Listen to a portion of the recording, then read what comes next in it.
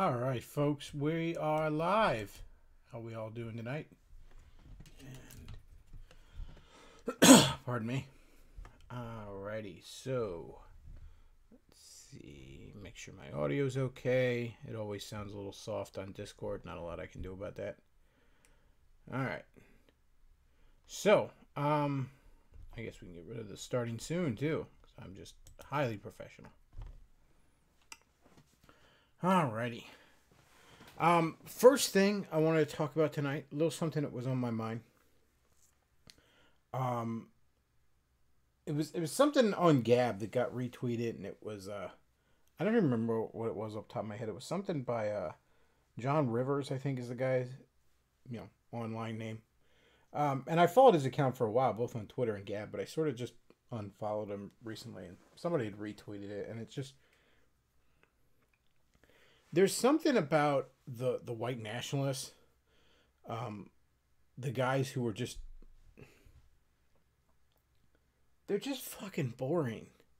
Like, I think it sort of dawned on me why I got tired of John Rivers and I unfollowed him. And it also Walt Bismarck, he's the guy that did the all the Disney alt-right parody songs on YouTube. He had his own podcast. He started a podcast on his channel. Okay, so I'm always looking for stuff to listen to. So I fire up the first episode of it, and I get like 10 minutes in, and I just lost interest. I just didn't care. And again, nothing against the guy, nothing against John Rivers. I'm not trying to throw shade or anything like that. You know, some people take shit so fucking personally. And that's not how it's intended. It kind of dawned on me today as I was thinking about, like, why did I really unfollow John Rivers? Because I love that guy's stuff for a while. I loved him on Twitter. I loved him on Gab for a while. Why did I unfollow him? He didn't piss me off. He didn't. And then it dawned on me, it's like, he just fucking bored me. He just bored me.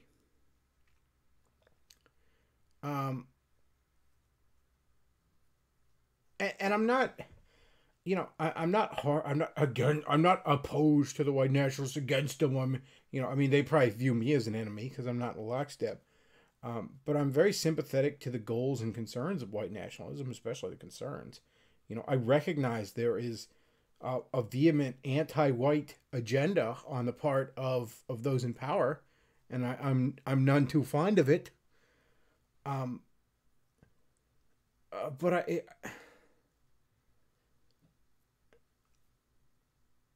I realized that they're just boring. And not all of them, but I'm talking about, like, the ones that, like, they can't talk about anything but that. Like, everything is seen through the lens of race, of is this good for white people, whatever. It's the number one concern of them. It's the only concern. It's first, last, and only on their list. And thinking that way, I mean, it leads to, it makes you myopic, but more than that, it makes you fucking boring. Now, I understand to some extent, say, doing a podcast, Walt Bismarck, whoever he is in real life, he might not be that boring in real life. In all fairness, I mean, part of the reason I don't have a more mainstream, I don't have a larger appeal, is because I jump all over the place from topic to topic. I don't have a consistent, solid theme to my content. Because I just couldn't, I couldn't stand to do that. When I first started blogging back in like 2012, originally I thought I would just do a comic book blog, and I realized, I'd get so fucking bored with that. Much as I loved comics. Still love comics, but loved them more back then because they hadn't been shit up so bad. It just, they're fucking boring. They're fucking boring.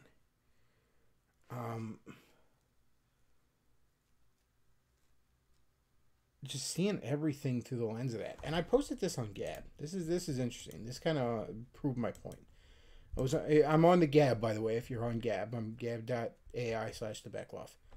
I'm also, well, I'm not on Twitter, but the show is on Twitter. Luke runs a Twitter for the show.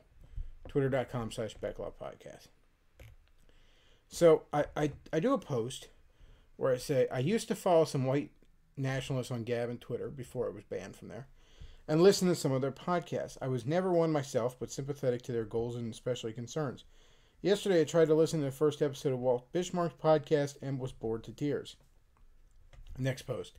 With a lot of these guys, they're bang on about many things. They're bright guys, but they see everything through the singular lens of race, and it just tends to make them not only myopic, but just insufferably boring. To which somebody replies to one of these, I don't even remember which one, probably because there's a replacement agenda. It's not myopic. It's looking a couple of generations ahead. To which I quote, retweeted, whatever they call it on Gab. I said, thank you for proving my point by totally missing it. Did I say there wasn't an obvious anti-white agenda? No, I said it's myopic to focus on nothing but that issue. Again, that's my point. You know, he didn't even really grasp what the fuck I was saying. You know? Like I said, it's boring. It's fucking boring. Oh, I remember what it was with John Rivers that somebody retweeted. He had tweeted that, like, something about how copyright law, is bullshit because copyright law means that a bunch of people can turn Captain America into an anti-white figure because no one else is allowed to make Captain America comics or movies other than the company that owns him. Look, copyright is... The way copyright in our country is done isn't really right. I think it needs a lot of reform. But motherfucker, if you want to write a pro-white superhero, make up your fucking own. All right. You know, Marvel has every right to own Captain America because the only reason you know who Captain America is because Marvel has kept him relevant all these years. Now, I would argue they're not doing so well, at least in the comics right now. But the point is, that's the reason you know who he is, okay? There are tons of superheroes that from the Golden Age that have fallen into public domain.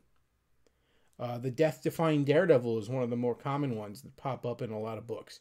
A lot of indie books love to throw him in there because anybody can use him. He's a public domain character at this point. There was a book by Dynamite called Project Superpowers that just threw together as like a team book a whole bunch of public domain superheroes, right? So there are public domain superheroes. Feel free to grab one of them. Feel free to make your fucking own if it's such a concern of yours. But the point is, again, while copyright is... there's a lot to discuss with the issue of copyright. I can't imagine... like he managed to drag it back to fucking being about, like, being pro-white. Like, why did we have to drag it back to that fucking topic? Let's talk about copyright. Can we talk about anything without you bringing up the plight of the white race? Because that's fucking boring. Yes, white people are getting shit on right now. Yeah. Don't we make fun of, like, the We Was Kangs guys? Like, don't we all make fun of Tariq Nasheed because he has to bring up fucking racial issues every fucking moment of every day? Do we have to be the inverse of that? It's fucking boring.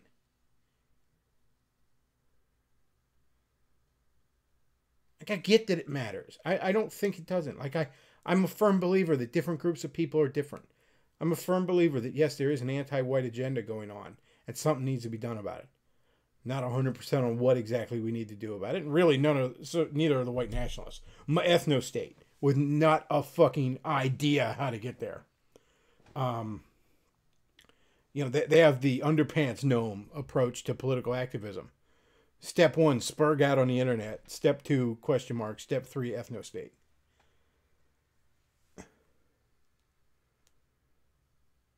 you know, somebody in the chat, Azalea Rosa says two things. They have to go pro-white in every statement and blame everything on Christianity. Now, John Rivers doesn't. John Rivers is not, I don't think he's Christian himself, but he's reasonably pro-Christian. But yeah, most of them, like, Jew on a stick. It's like, shut the fuck up. That's the other thing. They you know, that's why they cling to all this pagan bullshit. You know, because that's the white man's religion. I'm not going to worship some Jew on a stick. You know, it doesn't even occur to them to try to think out which one is true. You know, to try and go with what's true. That doesn't even fucking occur to them. This guy said something else where he said, anything else once it's realized becomes strategy and tactics, I guess referring to his ethno-state. Science, religion, militarism, political positioning. Living arrangements, economics, etc. And I respond to him, I'm like, religion is not tactics. It's a question of eternal significance. Like I said, you're proving my point if you value your race above God himself. Like, fuck these people. I'm so tired of them. They're so fucking boring. They're so insufferably boring. You know, it reminds me of that Family Guy bit where, like, Quagmire's going off on Brian for being, like, a hypocritical shit lib.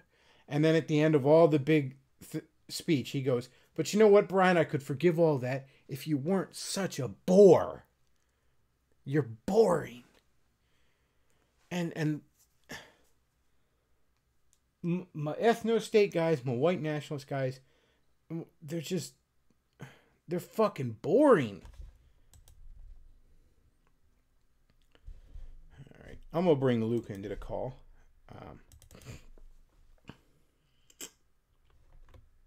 Because, let's see. All right, Luke, I'm in the streaming on the Discord if you want to hop in. There he is. Luke, how's it going? Oh, not bad. Luke and I are...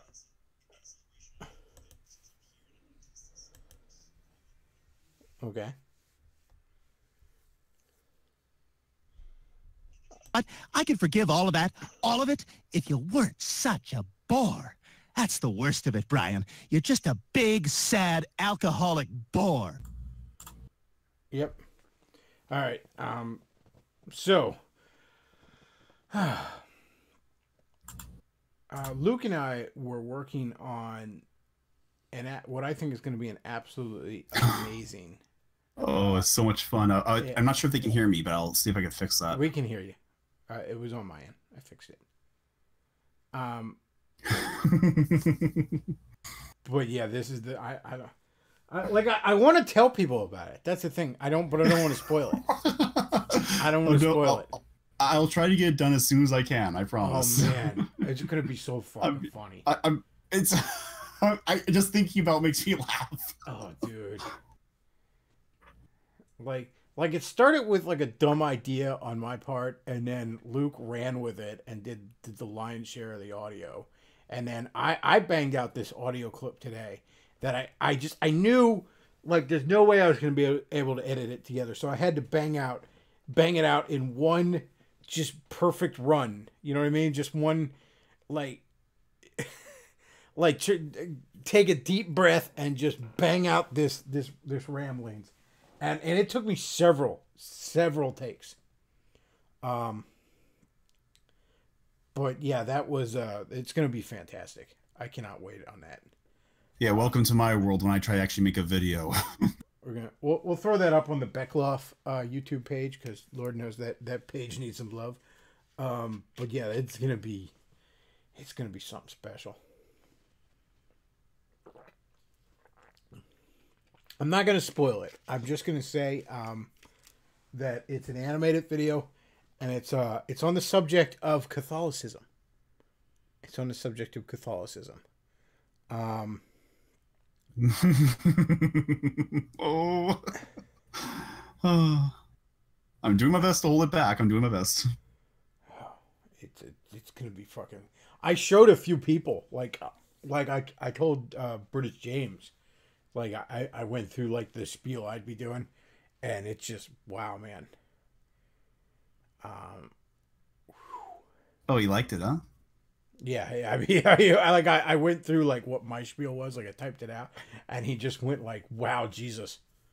I was like, "Yeah, yeah, indeed."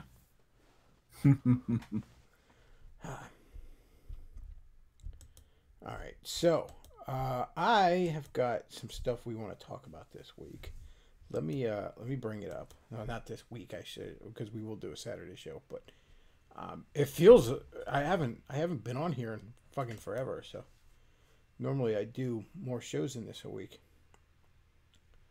I just this week there's a test I'm going to be taking soon for hopefully get a better line of work going. So I've been doing some studying for that, and what the hell else been up to? I got books that I've been wanting to, I got books from my wish list that I need to finish, and then I got another book that caught my attention. A really interesting book on Christian hospitality called "The Gospel Comes with a House Key," by Rosario Butterfield, I want to say. But interesting story of her, like when she was a young woman, she was like an actual like some sort of shit-lib professor or something, and then came to Christ. But really interesting book on Christian hospitality. I've been meaning to read it for a while, or not for a while, I should say, for like that was not what I meant to say. I've been I heard about it on the radio, and then I wanted to read it, so I picked it up. Can't talk right tonight. All right. Let me bring up some articles. Come on. Dead air. Let's see.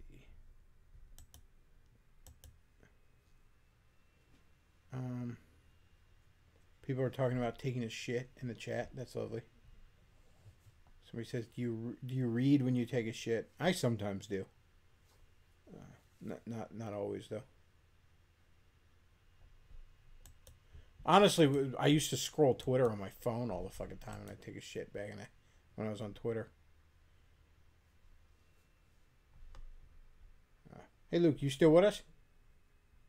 I'm still with you. What's up? Okay, you're just muting yourself. Wait, because I didn't... Like, I heard, like, nothing on your end. I was like, oh, shit, did we lose Luke? Yeah, I was trying to figure out what would be a good sound beat for a dead air. Oh, I don't know. By the way, folks, and I was kind of reminded because I picked up some comics this week, obviously, as I tend to do. I don't get as many as I used to, but there is a great comic book out there right now called Dark Ark. It's a little... Now, I'm actually a few months behind reading it, but it's a little indie book. The premise of it is during like the story of Noah's Ark, there's a second ark that has like some warlock and his family on it, and they have all the monsters of the world, like preserving them, like all the mythological monsters and shit. Really interesting book. I mean, it's a great premise. Okay, I remember what the hell I want to talk about. There's a video by Stop Skeletons from Fighting I might play, and but I'll definitely play it Saturday. Let me find the art. Here we go. This is fucking amazing. Just when I think the Catholic Church can't fucking surprise me. Just when I think they can't fucking surprise me. Oh dear, what'd they do this time? Okay. Hang on, let me bring up the Windows capture. And I guess we can turn off the slideshow. This is, now a lot of people reported this, but this is off catholicherald.co.uk, I guess. Pope says silence is the best response to, quote, people lacking goodwill, unquote. The Pope advocated silence, quote, with people who seek only scandal and those who look for division, unquote. Pope Francis said, "The truth is meek, the truth is silent," in a homily this morning at Casa Santa Marta as he resumes his early morning masses. The Pope's homily concerned the Gospel from Luke, where when Jesus returns to Nazareth and the fury of the townspeople when he refused to perform miracles from them. Yeah, because that's what we're mad about. The reading from St. Luke ends, "They rose up and drove him out of town and led him to the brow of the hill on which it..." But yeah, okay, fine. Pope Francis said, quote, "With people lacking goodwill, with people who seek only scandal, and with those who look only for division, who only want destruction," unquote, the best response is, quote, "silence and prayer." Are you fucking kidding me? This is like, it's like, imagine if like you caught your girlfriend cheating on you or your boyfriend cheating on you. You know, I know we got some females in the audience. I see Ozario wrote it in the chat there. You caught your husband cheating on you or your wife cheating on you. Imagine that for a second, right? And then they try to turn it around into like you're the bad guy because you went through their phone. That's what this is.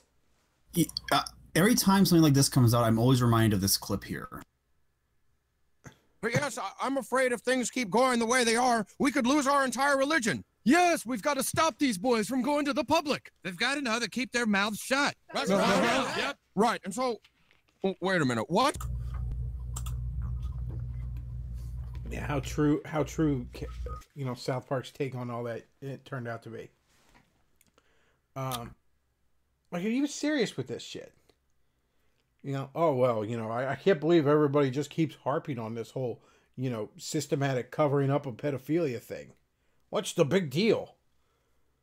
I'm not going to talk to people who just want division. Yes, I'd like to divide the pedos from the not pedos. I'd very much like to divide that up. All you pedos, you're over here. How about on this boat that goes across the ocean and we'll sink it halfway? How about that? Like, yes, I'm very much all about dividing the... That I think is a dividing the goats from the lambs moment right there.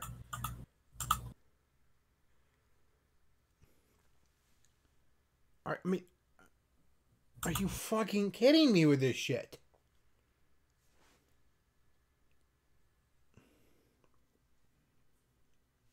Whoa, hold on a second. The problem is that children are being molested, not that they're reporting it. Yeah. How do you mean? Yeah, how do you mean? Like, I could just play that entire episode. It would be so relevant. The Catholic boat. Oh, that's the other thing. You know, wasn't that episode from like 2000, 2001, something like that? Oh, yeah. Like, because remember around 2000, 2001 when we were going through this shit again? You know, back then, and, you know, everyone, oh, I can't believe this. All the 2002. Oh, my gosh. Yeah. 16 years ago. I remember it was 2000, 2001 where the scandals were starting to break in a big way. And, you know, all the conservative Catholics wanted to act like they were fucking surprised. Even though, you know, as I pointed out, there's like a joke about, like, pedo priests in the movie Airplane. And that movie came out in 1980. So that means it's been a well-known joke since before I was born. And at least according to the indictment coming out of PA here, it's been happening since the 40s. That's the other thing. All these trad Catholics want to blame it on all the fucking, you know, pause and shit of the 60s. Then how come it was happening in the 40s? There was no free love shit in the 40s.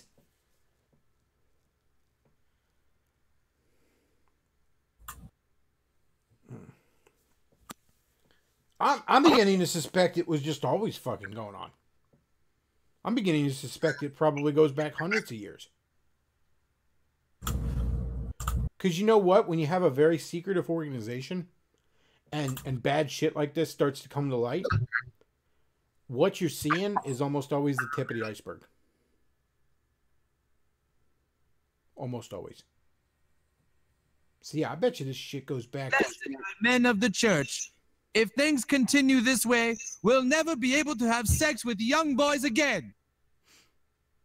Yeah. They still don't get it. It's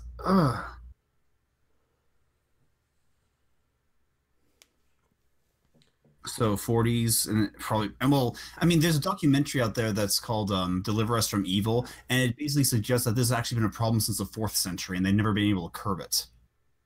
And you know what? They never will. And here's the other thing. This is why they never will. And this is what I've been trying to get across to people. You know, the nature of Catholic theology regarding leadership and hierarchy and power structures means that just the inherent power structure of the Catholic Church, there is no transparency, there is no accountability to the people that run the Catholic Church. There's none. So, shock amongst shock, you know, this sort of shit's going to happen. You know, if not this sort of shit, then some sort of heinous shit is going to happen. There's no, not only do the lay people in the Catholic Church have no pragmatic ability to fight this, save for, of course, you know, leaving, which they won't do. Not only do they have no pragmatic ability to fight this, which some have argued against me and then ultimately admitted that, yes, that's true. But I would argue they have no philosophical grounds to fight it. Because after all, isn't the church the authority? Aren't I always lectured by trad Catholics on how I don't respect authority enough? Well, there you go, guys. That's what your authority's doing. And I'm sorry, I know it's harsh. I know nobody wants to hear it. But if you sit there every week and you put your money in the plate every week, you share in the guilt. I'm sorry, I can't see it any other way. You sit there every week, you support that organization, you're a member of that organization, your name is attached to that organization, and every week you put your money in the plate and you make the continuing of that organization possible in your own small way. You share in the guilt. There's no other way to put it. Yeah. Go on, Priest Maxie. See if you can convince her. All right, that does it. I've had enough. You people have completely lost touch with the outside world. I'm sorry. I don't see it any other way. That's before I even take into account that, you know, I believe that the Catholic Church distorts the gospel and, you know, and also and has made essentially a demigoddess out of Mary. We don't even regardless of what they're going to call it. That's what they've done in their theology. But those are theological issues. You know, like I have massive theological problems with Mormonism, for example. But I don't necessarily think that, you know, Mormonism needs, you know, that what the hell is their headquarters in Salt Lake City? I don't necessarily think we should all be storming it with pitchforks and you know, torches. Like, I think they're just wrong. I think they're just a false religion. I don't necessarily look at this church of, you know, the Latter-day Saints church as being an outright vile institution. But I don't know, how am I supposed to view the Catholic Church as anything else at this point? What was it? I don't have the name in front of me, and I'm too lazy to grab the article. But was the one cardinal recently that started speaking out, and his ass got fucking fired or something? He fucking dismissed his ass. Yeah, see you bye or some shit like that. I mean, and you know what? Everybody talking about Pope Francis needs to resign. Pope Francis needs to resign. You know what? If that actually happened, I will grant you that would be a small step in the right direction. But the moment it were to happen, every trad Catholic would go right back to sticking his head further in the sand. Oh, everything's fixed now. Yeah, we're good now. It's cool. It's cool. Nothing to see here, folks. And I'm sorry, but you'd have to Thanos Infinity Gauntlet, snap your finger, and make half of the total power structure of the Catholic Church disappear to clean it up. And frankly, because of the inherent flaws of how their power structure is indeed structured, it would just end up becoming corrupt again. You know, that's kind of the fatal flaw in Thanos' plan to deal with universe overpopulation by getting rid of half the people. Well, doesn't he have to do that again after a certain amount of time? Isn't that kind of the problem? I mean, like, I understand what you're saying. So trust me, Thanos. Every time I'm stuck in traffic, I feel you, bro. All right? But I'm just saying, like, aren't you going to have to, like, do this again eventually? Like, that's the thing. If I could, you know, if you could Thanos Infinity Gauntlet and get rid of all the corrupt motherfuckers in the Catholic Church right now, well, you just have to do it again in, like, 100 years tops.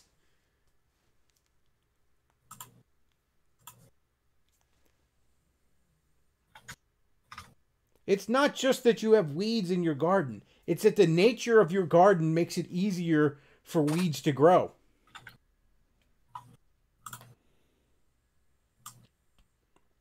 And also, you have no actual means of weeding it.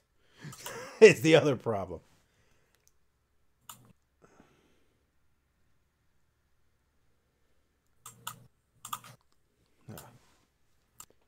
The tree of liberty must be refreshed from time to time with the blood of patriots and tyrants. Well, I'm going to move on to a bit of a lighter topic.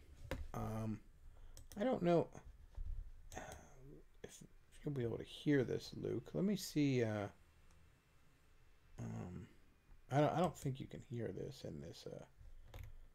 I'll probably hear it a couple seconds late, but it'll be fine.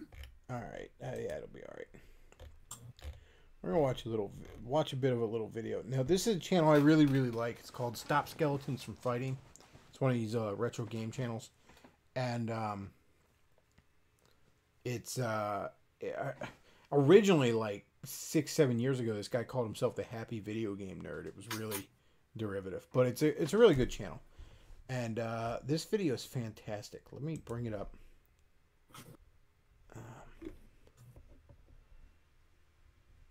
All right, go ahead and.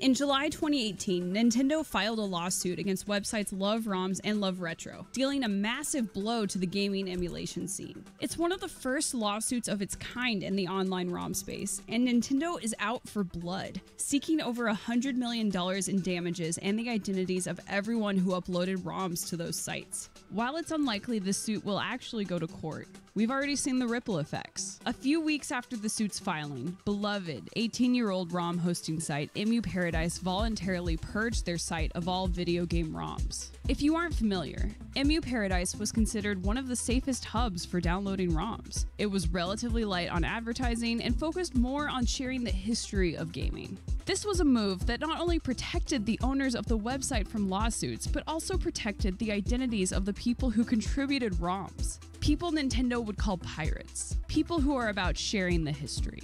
ROMs and ROM sites will never be fully eliminated, but pushing them deeper into the shadows has far-reaching ramifications. Let's be clear, this isn't the first time Nintendo has sued someone for copying their content. They're infamously litigious. But up until now, they, like their peers, mostly just sent takedown notices. Suits this punitive haven't been standard practice since the days of Napster, but we could see it happening more because it was effective. Like 3 for the price of 2. Regardless of how legally dubious ROM sites are, they still serve an important role in the preservation of video games. When these sites go dark, we lose a lot more than access to Nintendo blockbusters like Super Mario. There are hundreds, thousands of games that aren't Super Mario, that aren't going to be supported or translated on their own. Even the most prominent example of protecting and reselling older games, Nintendo's Virtual Console service, doesn't hold up. At its best, there were only 94 NES games available on the the North American Wii Virtual Console, compared to over 700 games that were released for the NES. That's an insane ratio, and it should concern you.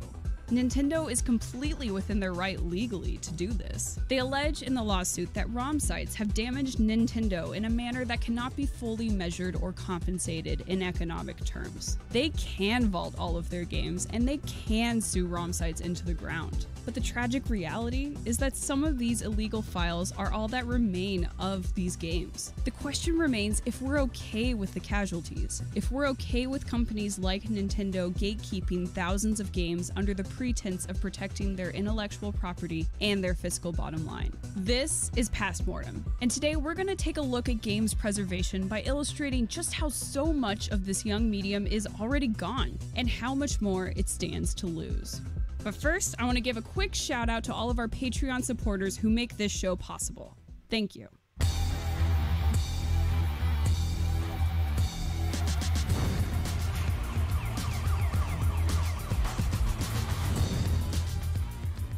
The fact is that if it were totally left up to game companies, a lot of game history would already be lost. A lot of it is already lost. It's hard to know the exact scale, but according to former Capcom producer Ben Judd, many developers didn't have a system in place for preserving a game's code and assets until the 90s. That means that a lot of games from the early days are just like, poof, gone. It's easy to think that these lost games are the victims of companies chasing the next big thing, but it's more complicated than that. Sometimes they saved code and assets, but in ways that are prone to destruction, like storing code on reams of dot matrix paper.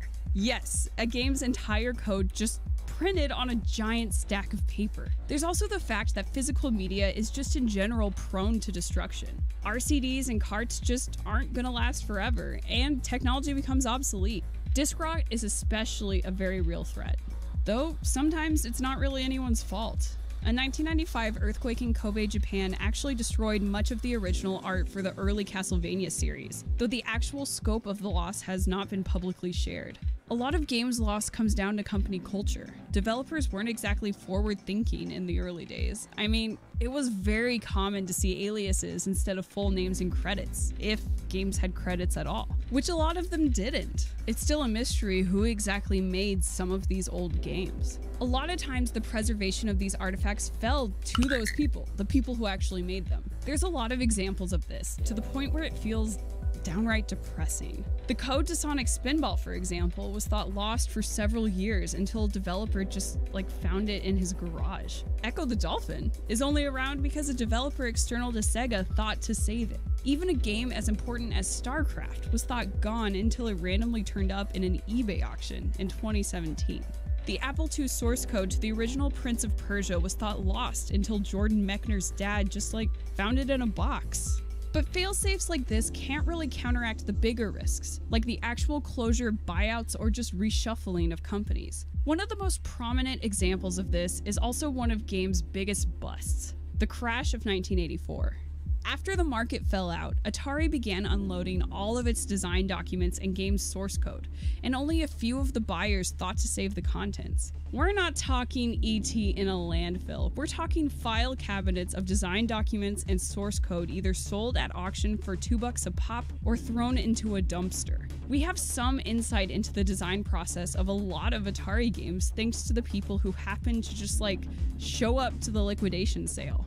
And that's just one example. Sega, who went through a couple of major reorganizations in the aughts, has admitted that they don't have the source code for any of their System 16 or System 24 arcade games. These are some of Sega's most important titles, and wow, that is sad. The games industry is notoriously tumultuous, and it's difficult for everyone to fully know who owns what rights for which games, not to mention failed systems and games. The 3DO. I know how to make people look great in their clothing, but I do not know how to build a website. WordPress.com. Whatever. I didn't want to play the whole video anyways. That just seems kind of...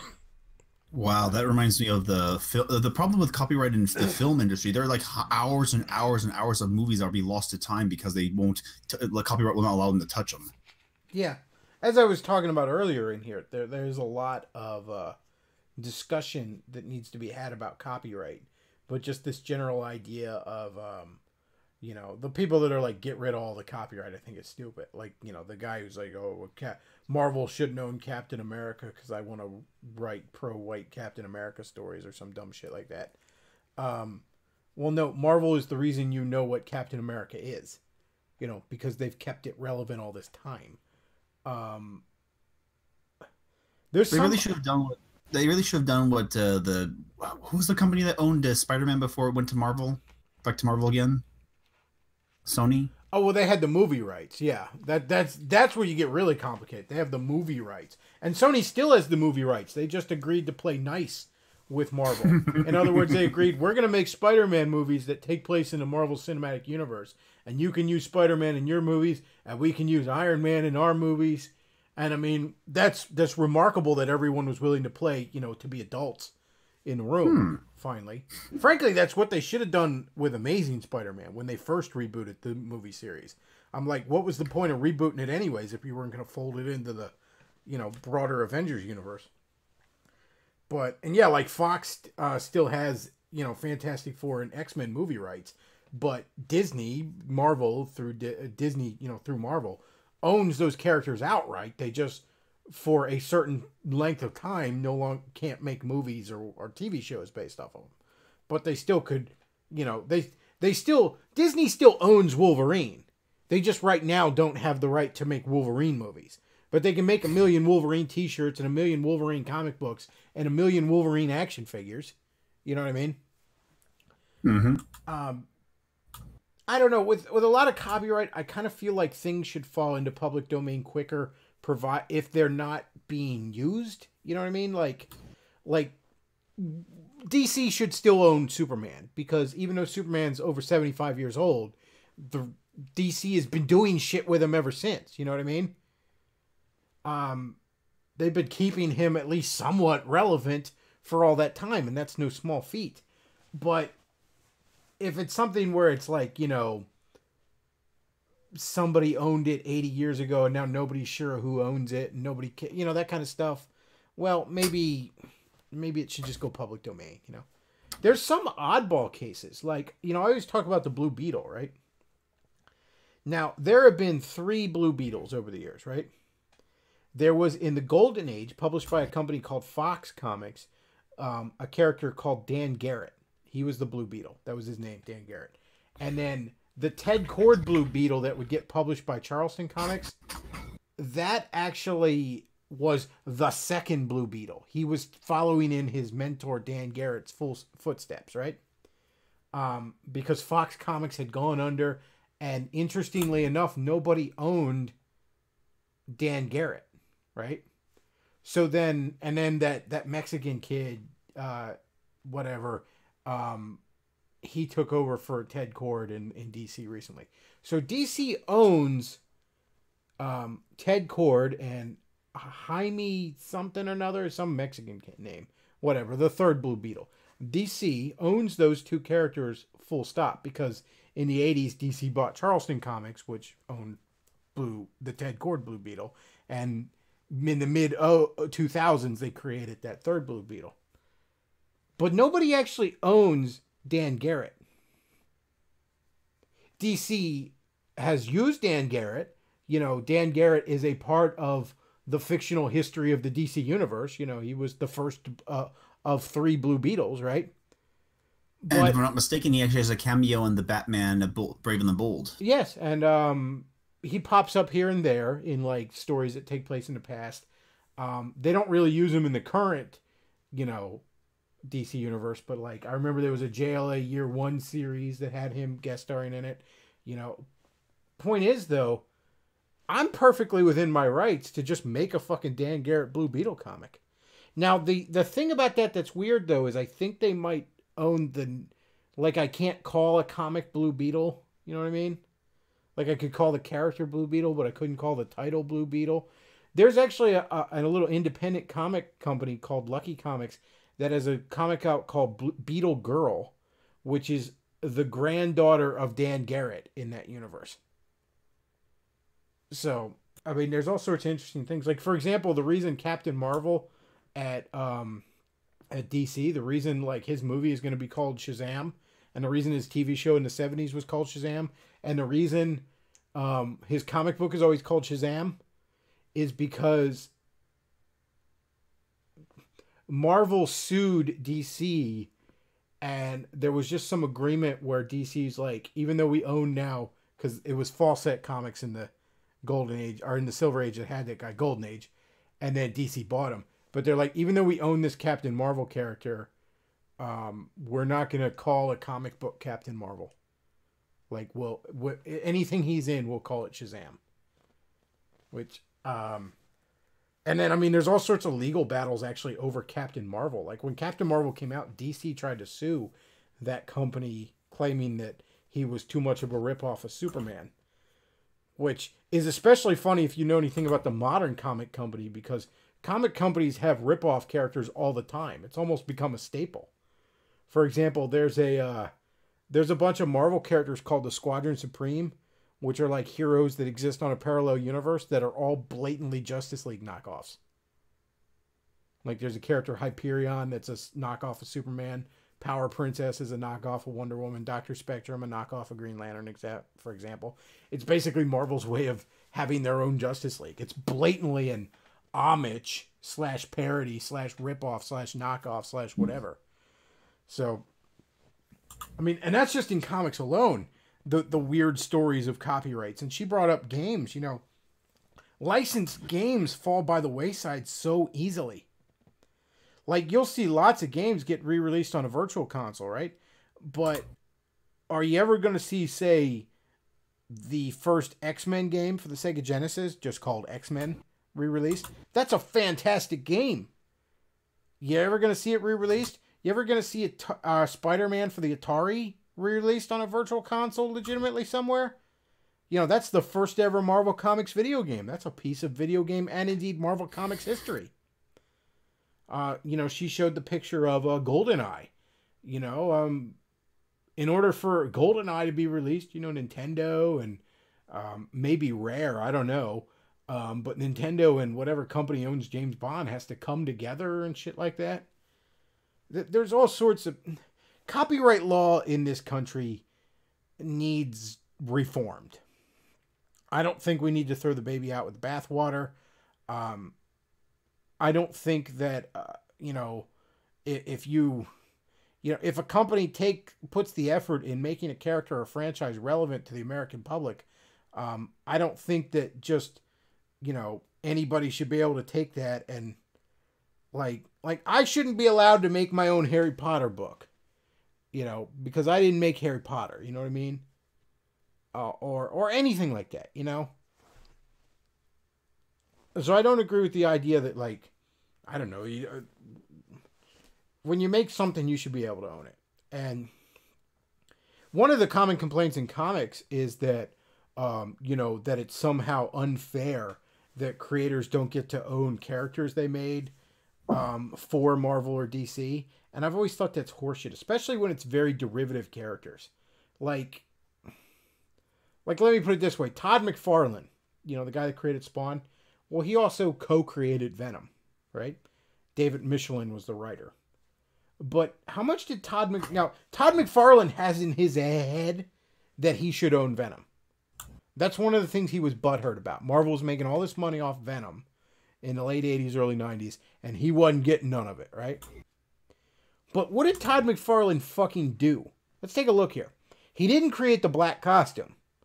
That was whatever artist was working on Secret Wars. He didn't design the black costume. He didn't write the story about Venom. That was David Michelin. Todd McFarlane took the black costume and put fucking teeth on it. And he thinks he should be a fucking millionaire because of that. I mean, he is a millionaire because of other reasons. But at the time, he thought, I put teeth on a pre-existing costume. I should be a fucking set for life now, right? And likewise, you know, like, Rob Liefeld has said before that he thinks he should own cable. No, you took the X-Men franchise and expanded on it. You built upon it. And that's great. That's all well and good. But you built upon foundation that somebody already put there. Or it's like that stupid fucking lawsuit with the Archie Sonic comics where the one writer, Ken Penders, thought he should fucking own all those characters he made of like Knuckles' ancestry. No, okay. You were paid to play in someone else's sandbox with someone else's toys. You don't own them, okay? If I write an episode of Star Trek and I create showing my age here, but let's say back in the day you wrote an episode of Star Trek, right? And you created some new crew member. You wrote him in there and all. Should you just fucking own that crew member? Divorced of the universe you established it in? Of course not. That's fucking stupid. But it's one of those things you hear people arguing all the time. Like, that people generally that don't know shit about comics. Like, oh yeah, Todd McFarlane should have owned Venom. Well, no, he didn't do shit there, first of all. That's the most blatant example of someone who thinks he should own something that he contributed almost nothing to ultimately. Hell, even Rob Liefeld being credited with... Rob Liefeld has always said, like, oh, he's the guy that made Deadpool, right? First of all, there was a writer involved. Fabian, in the sense... I'm probably pronouncing that name wrong. But second of all, while New Mutants 98 is the first appearance of Deadpool, Deadpool #1 from 1997 is the first appearance of everything you like about Deadpool. Deadpool was nothing before then. All right? He was a blatant ripoff of Deathstroke, interestingly enough. He was just Deathstroke with healing powers.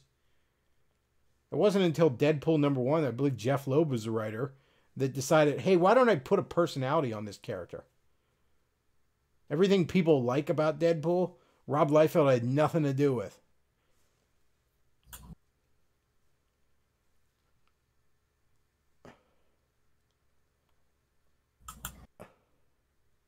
I don't know. Like I said, there's a lot of there's a lot of interesting things about copyright that need reformed, but I think a lot of people are they're naive about it. Like, everybody should be able to write a Captain America comic, No, it's probably not the best idea. Yeah. There should be some sort of arrangement where it's a matter of copyright transfer of use. Like when someone's not using something, they just anyone else can use it. Yeah, I think if nobody knows who owns a copyright, then probably nobody owns the copyright. How about that? Or if nobody's used this character in 40 years, then maybe nobody owns this copyright. But at the same time, even that. Okay, here's a good example. Robert Zemeckis owns the rights to Back to the Future, right? He wrote that, he directed that, and he owns that, right? And he has said that it will never, supposedly it will go to his estate or something, the rights, when he dies, and he wants to make sure nobody ever remakes that movie and shits it up. You know what I mean? That's his goal. I agree. I agree, he does it. He wants to make sure nobody remakes it with 4 lesbians and a gorilla, right? Now, is that not kind of a good thing? I mean, I'm not even the biggest Back to the Future fanboy in the world. All right, like I have a friend who's that's his favorite movie series ever. But they were damn good movies, and I don't think that anything can really be done to improve upon them. So leave them alone. Just leave them alone. The only additions I'm aware of is the Telltale Games editions with the original cast, but that's as far as it goes. Yeah, and IDW is doing a Back to the Future comic book that my friend, who is a big fan of it, says is really good. And I'm inclined to believe it because I can tell you the Ghostbusters comic at IDW is fucking fantastic.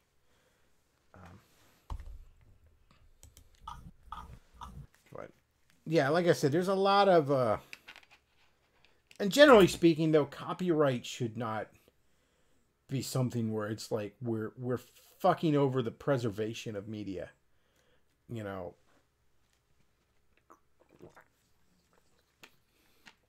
Somebody in the chat mentioned that 90% of the movies made in the 20s are gone.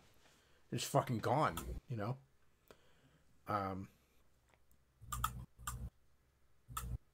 And yeah, it's just there's a lot of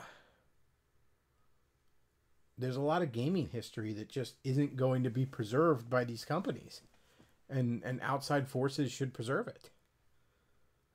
You know, I'm actually a big fan of reproduction carts for the more expensive, you know, games and all. Like, I have a reproduction cart of Little Samson, for example. I have a reproduction cart of Bonk's Adventure on the NES. I have a reproduction cart of Splatterhouse 2 on the Sega Genesis. I have a reproduction cart of Spider-Man Web of Fire on the 32X, that kind of stuff. And I played on this channel a while ago, like Pat the NES Punk, talking about how reproduction carts are just bootlegs and they're no good. And I still don't understand his reasoning, aside from, you know, like, yeah, somebody could buy them by accident thinking they're the legit deal, but as long as nobody's trying to pass them off as legit, I don't understand what the problem is there.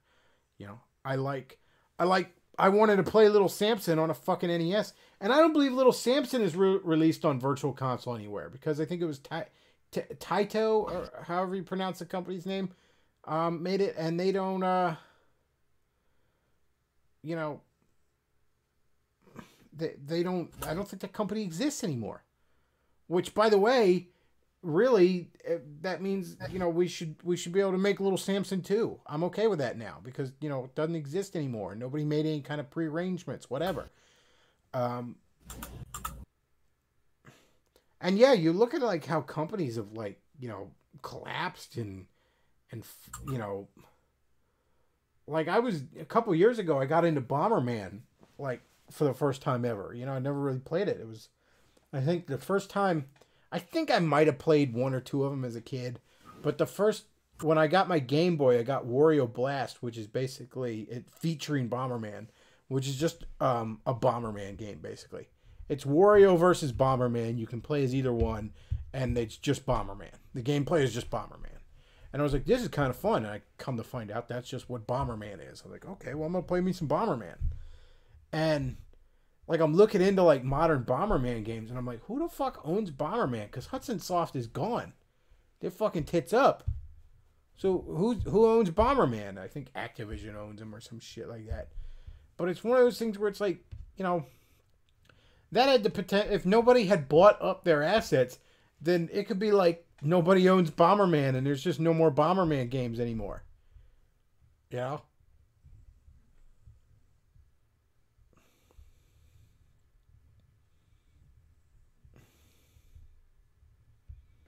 But yeah, a lot of licensed games fall into that trap. Like I said, you know, I mean, you're never gonna, I should say, never say never, but you're not likely to ever see X-Men 1 or 2 for the Sega Genesis released on Virtual Console. You're not likely to see, hell, even Maximum Carnage and Separation Anxiety, as big a games as they were. You're not likely to see them released on a Virtual Console. Remember, for a while there, they yanked Marvel vs. Capcom games off of Steam because the Capcom Marvel deals had fallen through, you know? It's just, that's another reason I'm a big fan of stuff being put on physical media. Because with DRMs and copyright issues and all, I just don't trust the non-digital media. I know digital media can rot, you know, but it's just, it's a little bit more secure, in my opinion.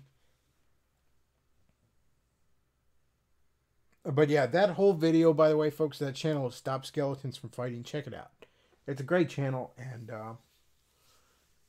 that was a fantastic video. I didn't end up playing the whole thing. I didn't want to play the whole thing anyways. I feel kind of shitty just playing the whole of someone else's video, you know what I mean?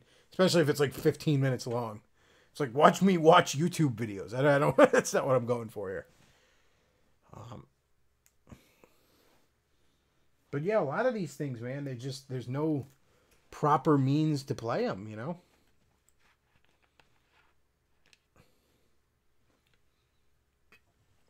I mean, there's no proper means to play CDI games, for example. Not that you necessarily would want to, but, well, let me put it this way. You might want to because of curiosity. I mean, like, you know, on the big Street Fighter collection that got released on a bunch of stuff, like including the Switch, which I'll probably get at some point, you know, the 14,000 versions of Street Fighter 2 are on there. Plus Street Fighter 1's on there. Now, Street Fighter 1 is ass. Okay, it's not worth playing, except as a curiosity, so you can say I've played Street Fighter 1. Hell, when I was a kid, nobody had ever seen Street Fighter 1. It was just something we assume had to exist because Street Fighter 2 was called Street Fighter 2. Like, nobody fucking played Street Fighter 1. Nobody knew anything about that.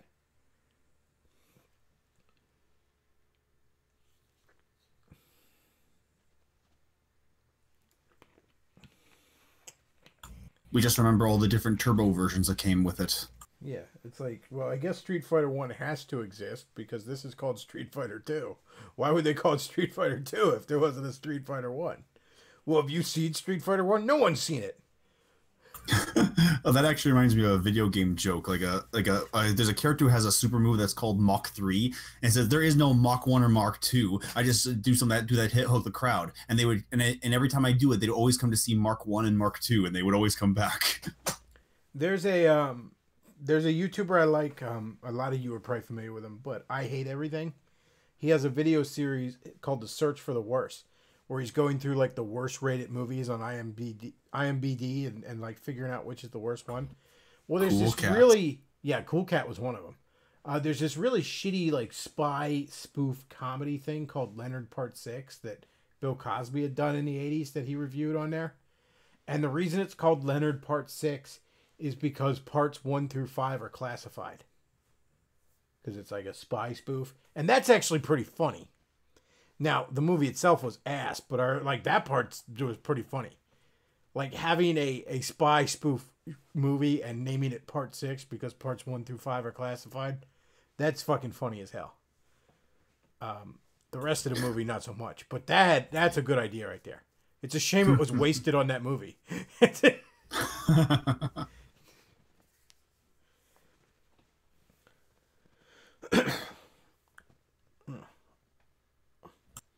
Like, even the collections we get with video games are weak. Like, let me put it this way. Like, okay, so Mega Man... I even did a little video on this. On, like, Mega Man the Legacy Collection. Mega Man, the first Legacy Collection was just 1 through 6 of classic Mega Man.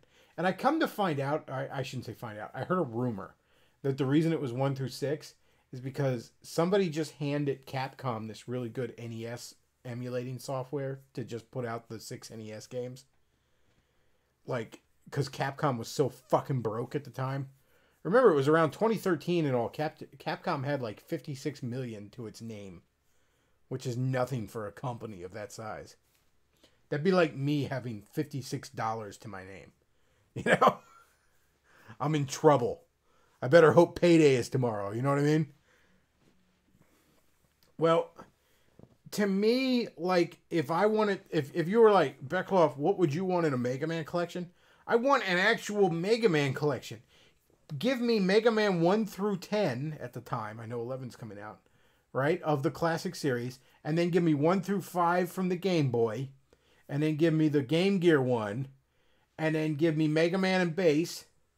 And give me that racing game that was on, like, I think the PS1 that no one ever played.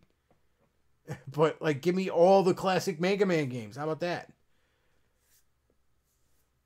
And I know I've heard people say, well, you know, it's hard for them to emulate all those different game systems and all. It's like, you know, I had the Kirby collection on the Wii, and I never had a problem with any kind of weird emulation problems on that. And that was, you know, the first few Kirby games were NES, Super Nintendo, and Game Boy. On that collection was NES games, Super Nintendo games, Game Boy games, and N64 games, all on the same disc. And they all played fine.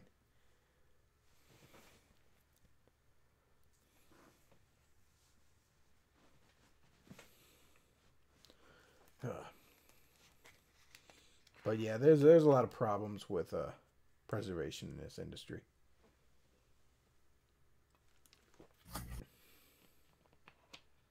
And not to go on a tangent, but talking about the creation of Venom made me want to look up the new Venom trailer. Mm-hmm. I am not liking this portrayal of Venom. Well, you know, I'm really torn on the Venom trailers. First of all, as I pointed out with Teen Titans, you have a problem where you're missing one of the central points of the character. You're going to make a Venom movie set in a universe where Spider-Man doesn't exist. Well, you're missing a lot of the point of the character. It would be like making a Teen Titans cartoon set in a universe where the Justice League doesn't exist. Boy, that would be pretty fucking stupid. Can you imagine if that was considered a cult classic almost entirely by people not completely unfamiliar with the source material? And yet at the same time, there's a lot about the Venom movie that looks really, really spot on to me. You know what I mean?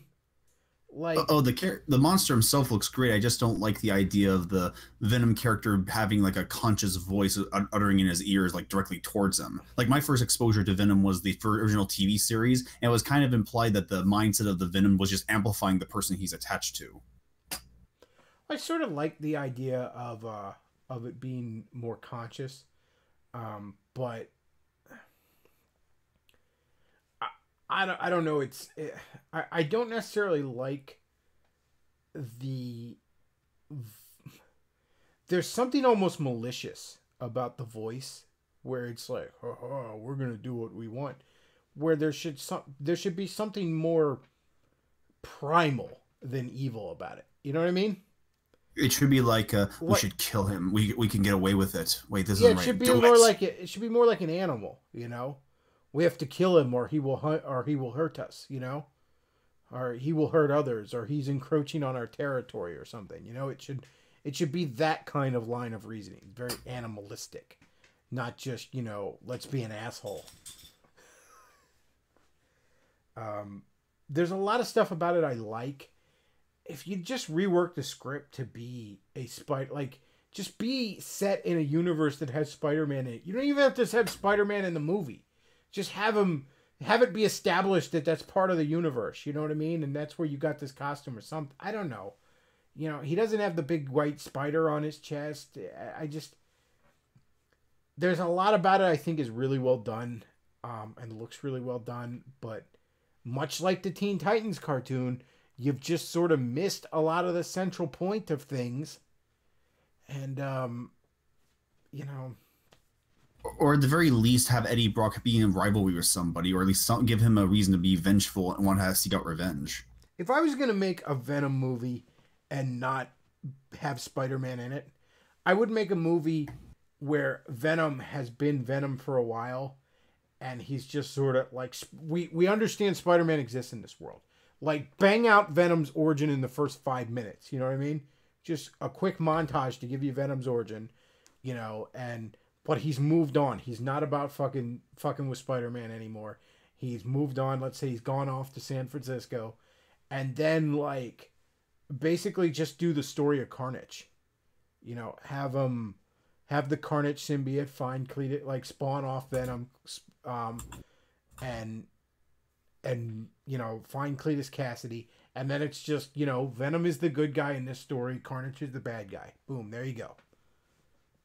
If you absolutely have to have a fucking Venom movie, there you go.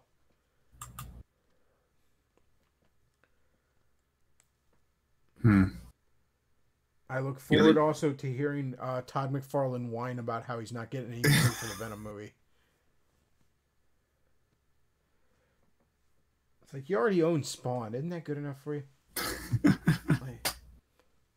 Spawn. The character that's basically like you mashed Venom and Ghost Rider together. Have you seen the new trailer for Venom? I don't know if I've seen the new one, but I've seen a couple of them. Yeah, is Venom ever portrayed as being in the comic book series? Is Venom ever portrayed as being sadistic? Like there's actually a scene in the trailer where he's saying, "I'm going to eat your arms, eat your legs, and I'm going to eat your head." Well, there was something in the comic where he used to constantly like say he was going to eat somebody's brains, but that was just like to scare people. You know what I mean? Like, it was just like, because for a while Venom sort of fancied himself a good guy, but he wasn't really good at it, you know, and he would just try and kill criminals and stuff like that. But then it like turned out like at one point he actually almost did try to eat somebody's brains, and he was like horrified by it, and it turned out that there was some sort of chemical in human brains that the symbiote was craving. So he just found out what that chemical was and found it in another food source and started eating that. But it was like this subconscious thing where the symbiote was actually trying to get him to do that.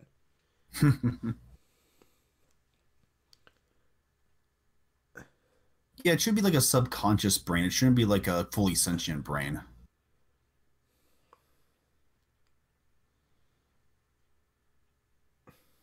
I like how with Carnage, how he bonded with the symbiote so thoroughly. He never even he didn't even refer to himself as we like Venom did.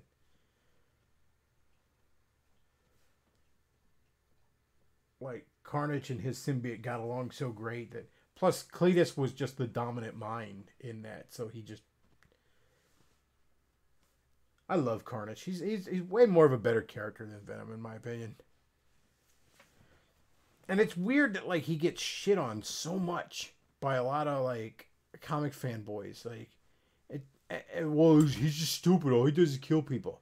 And I'm like, I've never understood this. Like, if you have a philosophically nihilistic serial killer that wears clown makeup, he's the greatest villain in the fucking world. But if he has a red symbiote, then he's stupid. Like, it's the exact same thing. It's like if there was going to be a symbiote, another symbiote had to one up Venom somehow, but why? He's a serial killer with alien superpowers. What's wrong with that? There's two one-shots from the 90s called Carnage Mind Bomb and Carnage It's a Wonderful Life that are literally like going through his mind and like the mind of Cletus Cassidy, and they're both fantastic reads.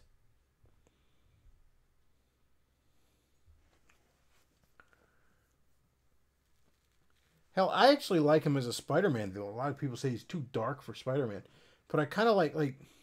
See, there's a lot of superheroes that have the don't kill rule just because they know they need to draw a line in the sand for themselves. You know what I mean?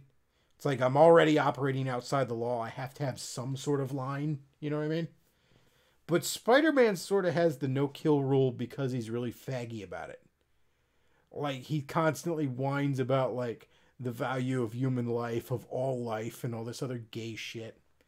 And I mean, I love the character, at least before One More Day, I love the character, but that's definitely like a flaw in him, in my opinion. And like he's a faggot about it. It's one thing to have the no kill rule, but he's a big faggot about it. And there's actually a scene in the storyline Maximum Carnage where like Venom is about ready to kill Carnage, right? Venom, he's got him on the ropes. He's about ready to just rip this fucker's head off, be done with it, right? Well, Spider-Man jumps in at the last minute and saves Carnage. And he goes on about this speech about how Cletus Cassidy was abused as a child. And isn't he a victim in his own right? And then Carnage literally, like, stabs Spider-Man in the back, essentially. Like, attacks him while Spider-Man's defending him. And Carnage is laughing at him. Is like, I don't even believe that gay shit. like, you should have let him kill me, you pussy. I found a perfect clip. I'm gonna shred you to bits. I gotta like maybe scan that page or something. But yeah, Carnage is like, you fag. Yeah, I can't even remember how he put it, but he basically just called Spider-Man a fag.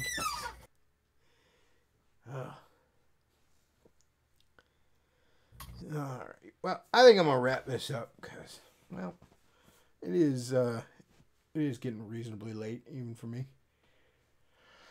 Alright. I will be doing a Saturday show as usual, folks. And if you enjoy the content I put out, do consider checking out the tip jar down below. PayPal, Patreon, Amazon wishlist, all that good stuff. And, yeah, that's about all we got for tonight, folks. Thanks for listening. Bechtloff out.